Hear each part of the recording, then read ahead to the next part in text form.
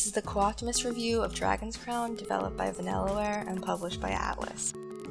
Dragon's Crown comes in two versions, the PS3 version and the PlayStation Vita version. There's no cross-buy, no cross-play, but there is cross-saving between the two versions.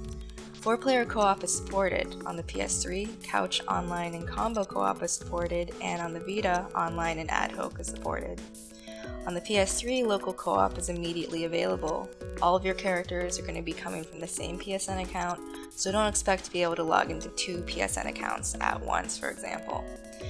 Now, each PSN account can have multiple characters, up to 16, of even the same character class. So you, for example, you could have 3 wizards or 5 fighters on the same account.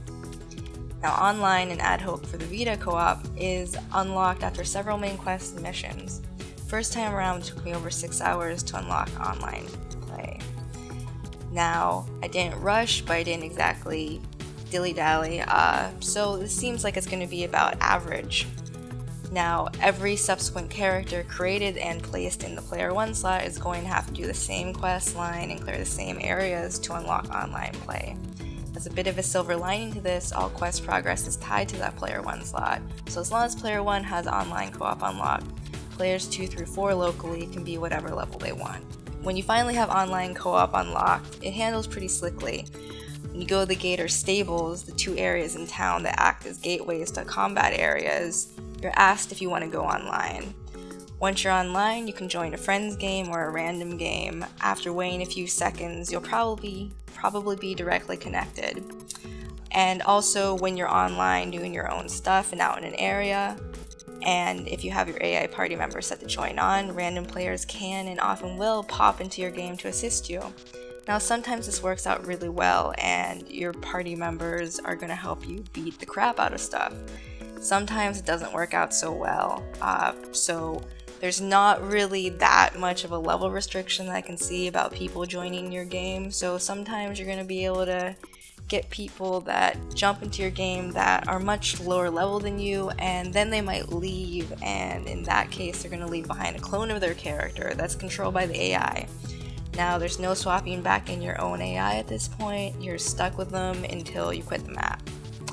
Relatedly, there's no way to kick someone from the game, nor any way to immediately tell what level they are. There's no way to communicate with people in your game.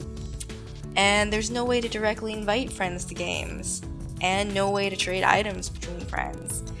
So these are a whole lot of elements that we usually expect for co-op play in a game, and they're just simply missing. So online co-op's kind of a mixed bag. What about local co-op on the PS3? Items are all shared in the same inventory, so not being able to trade isn't a problem. It should be known though that Dragon's Crown is one of those games where player 1 kind of gets more importance than a lot of the other players. So, like I mentioned, player 1 controls all the quest progress and the quest items required for progression and gets all the gold. Now, all the players are going to be able to spend from that cache of gold, but it's a little demeaning to be able to not have your own resources on your own character. As far as gameplay goes, Dragon's Crown is an ARPG with side-scrolling and beat-em-up influences. Whenever characters level up, they'll receive automatically distributed stat points as well as a skill point that they can spend on a skill of their choice, divided into common and class-specific skills. The level cap is 99 with 3 different difficulties. Each of those difficulties have their own level caps. It's 35 for normal mode, 65 for hard mode, and 99 for inferno mode. Now don't worry, once you unlock higher difficulties, you will be able to go back and play with friends that are there, for example. You're just going to be scaled down in battle effectiveness to the level cap of that difficulty. In addition to the main quests, there are some side quests where players can get themselves a little more XP, gold, and extra skill points. Now, personally, I found the combat and character progression to be really fun and really fluid, and the controls felt pretty responsive. I was lucky enough to be able to play both PS3 and Vita versions, and I slightly preferred the Vita just due to some small touchscreen and control setup conveniences, but they both handled really well. Now, one thing that you probably should know is that you're going to be seeing a lot of the same 9 or so areas a lot of times. Once you get to a point when you unlock the online co-op, you're going to be asked to visit the same 9 areas that you cleared previously, but with upgraded monsters. You're going to be given an A and a B path, which differ slightly, and the bosses at the end of those levels are going to be completely different. Now, higher difficulties are going to have you revisit the same 9 areas, so get used to seeing those areas. Personally, I found this a little bit disappointing that I saw pretty much all of the environments I was going to see in the game in the first 6 hours or so.